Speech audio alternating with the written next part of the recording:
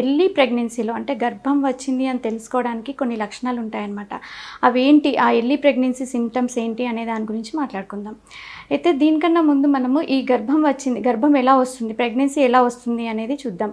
So నెల ఒక అండాశయం నుంచి ఒక అండం విడుదలైనప్పుడు ఆ ఎగ్ని ట్యూబ్ తీసుకుంటుందన్నమాట. అదే టైంలో కలుసున్నప్పుడు వీర్య కణాలు అనేవి వెజైనా దగ్గర డిపాజిట్ అవుతాయి. సో ఆ కణాలు అనేవి మళ్ళీ యూట్రస్ నుండి ట్యూబ్లోకి వెళ్ళి అక్కడ ట్యూబ్లోనే ఎగ్ అండ్ స్పర్మ్ మీట్ అయ్యి పిండం ఏర్పడుతుంది. ఆ తయారైన పిండం మళ్ళీ గర్భాశయంలో వచ్చి కూర్చొని పెరుగుతుంది. సో ఈ సమయంలో గర్భాశయం లోపల పొరలో కూడా అంటే ఎండోమెట్రియం అంటారు, ఆ పొర అనేది బాగా డెవలప్ అవుతుంది అనమాట, పెరుగుతుంది.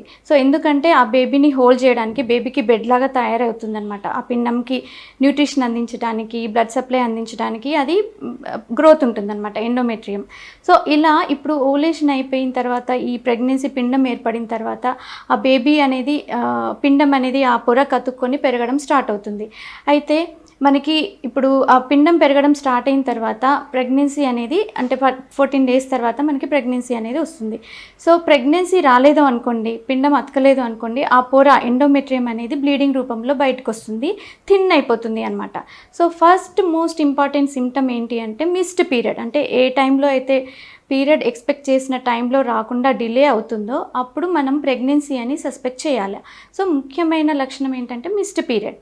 తర్వాత ఇప్పుడు కొంతమందిలో వాంతులు అవ్వటము, లేకపోతే వాంతి వచ్చినట్టు అనిపించడము, నీరసంగా ఉండడము, ఏమి తినాలనిపించకపోవడము, కళ్ళు తిరిగి పడిపోవటము, ఇలాంటివన్నీ కనిపిస్తాయి. సో ఇది ఎందువల్ల వస్తుంది అని అంటే, ఒకసారి ఈ ప్రెగ్నెన్సీ అనేది స్టార్ట్ అయినప్పుడు బాడీలో బీటా హెచ్సిజీ అన్న హార్మోన్ అనేది లెవెల్స్ సడన్గా పెరిగిపోతాయి అన్నమాట. ఈ beta HCG hormone, oestrogen hormone ఇలాంటివన్నీ బాడీలో సిక్రీట్ అవ్వడం వల్ల ఈ వామిటింగ్ సెన్సేషన్, నాజియా ఈ లక్షణాలన్నీ కనిపిస్తాయి అన్నమాట. సో మరి నెక్స్ట్ ముఖ్యమైన లక్షణం ఏంటి అంటే శరీర ఉష్ణోగ్రత పెరగటం అనమాట. అంటే బాడీ ఫీవరిష్గా అనిపించడం, అంటే జ్వరం వచ్చినట్టు అనిపించటము, ఒళ్ళు వేడెక్కటము ఇలాంటిది కనిపిస్తుంది. సో అందరు చాలామంది ఏమనుకుంటారు, అరే ఫీవర్ వస్తుంది అని చెప్పి ఫిజిషియన్ని కన్సల్ట్ చేస్తారనమాట.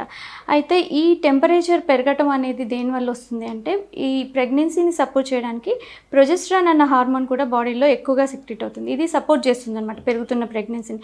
ఇది థర్మోజెనిక్ హార్మోన్ అంటారు దీన్ని. సో దీనివల్ల శరీర ఉష్ణోగ్రత కొంచెం పెరుగుదల ఉంటుంది. అయితే ఈ ఫీవర్తో పాటు మనకి జలుబు, దగ్గు ఇలాంటివన్నీ ఉంటే అప్పుడు ఇన్ఫెక్షన్ అని అనుకోవాలి. మామూలుగా కొంచెం ఫీవరిష్గా అనిపించడం అనేది కామన్ సిమ్టమ్ ఆఫ్ ప్రెగ్నెన్సీ అనమాట. నెక్స్ట్ మరొక ముఖ్య లక్షణం ఏంటంటే ఇంక్రీజ్ ఫ్రీక్వెన్సీ ఆఫ్ యూరినేషన్. అంటే తరచుగా యూరిన్కి వెళ్ళాల్సిన అవసరం రావటము, యూరిన్ వచ్చినట్టు అనిపించడము, ఇది ఒక లక్షణం. ఇది ఎందువల్ల వస్తుంది అంటే, ఈ గర్భసంచి అనేది పెరగడం స్టార్ట్ అవుతుంది కదా. అయితే ఈ గర్భాశయము మూత్రం సంచి అనేది రెండు పక్కపక్కనే ఉంటాయి. సో ఈ గర్భాశయం పెరుగుతుండడం వల్ల ఈ బ్లాడర్ పైన అంటే మూత్ర సంచి పైన ప్రెషర్ పడి తరచుగా మూత్రం వెళ్ళాల్సిన అవసరం ఏర్పడుతుంది అనమాట. సో చాలామంది ఇది కూడా ఒక రకమైన ఇన్ఫెక్షన్ ఏమో, యూరినరీ ట్రాక్ట్ ఇన్ఫెక్షన్ ఏమో అని అనుకుంటూ ఉంటారు. అయితే ఈ ఇంక్రీజ్ ఫ్రీక్వెన్సీ ఆఫ్ యూరినేషన్తో పాటుగా నొప్పి ఉండడము, లేకపోతే ఫీవర్ రావడము ఇలాంటివి ఉంటే మనము యూరినరీ ట్రాక్ట్ ఇన్ఫెక్షన్గా సస్పెక్ట్ చేయాలి. తర్వాత నెక్స్ట్ వచ్చేసి కాన్స్టిపేషన్ అంటే మలబద్ధకం. ఇది ఎందువల్ల వస్తుంది అని అంటే, యూజువల్గా ఈ ఎర్లీ ప్రెగ్నెన్సీలో ఏమవుతుంది, వాళ్ళు ఈ వామిటింగ్స్ అవ్వడం వల్ల ఫుడ్ ఇంటేక్ అనేది సరిగ్గా తీసుకోరు, అండ్ వాటర్ ఇంటేక్ సరిగ్గా తీసుకోరు.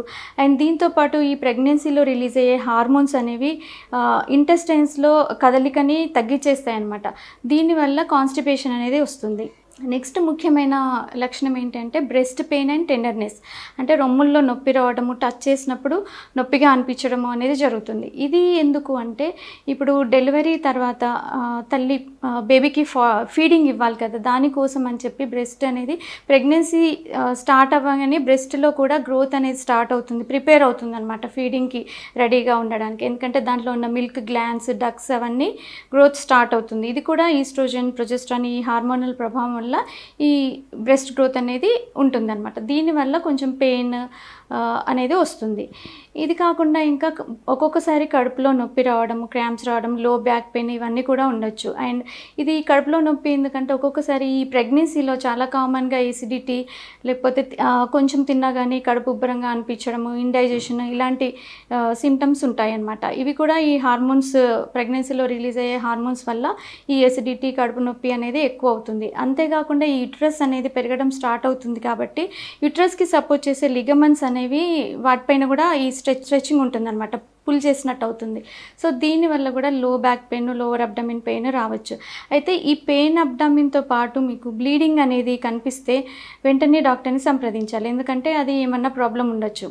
సో ఇవి మోస్ట్ కామన్గా ఉండే ఎర్లీ ప్రెగ్నెన్సీ సింటమ్స్. అంటే ఇలాంటి లక్షణాలు ఫస్ట్ మోస్ట్ ఇంపార్టెంట్ ఏంటంటే పీరియడ్ మిస్ అయిన తర్వాత ఇలాంటి లక్షణాలన్నీ కనిపిస్తే వెంటనే మనం ప్రెగ్నెన్సీ ఉందా లేదా అని చెప్పి చెక్ చేసుకోవాలన్నమాట.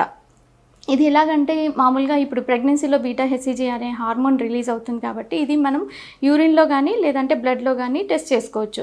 సో కామన్గా మీరు సింపుల్గా అంటే యూరిన్లో ఇంట్లోనే చేసుకోవచ్చు అనమాట. యూరిన్ కిట్స్ దొరుకుతాయి. సో దాంట్లో ప్రెగ్నెన్సీ టెస్ట్ చేసుకొని 2 లైన్స్ వచ్చాయి అని చెప్తే మీరు ఫర్దర్ కన్ఫర్మేషన్ కోసం వెంటనే డాక్టర్ని సంప్రదించాలి. Thank you.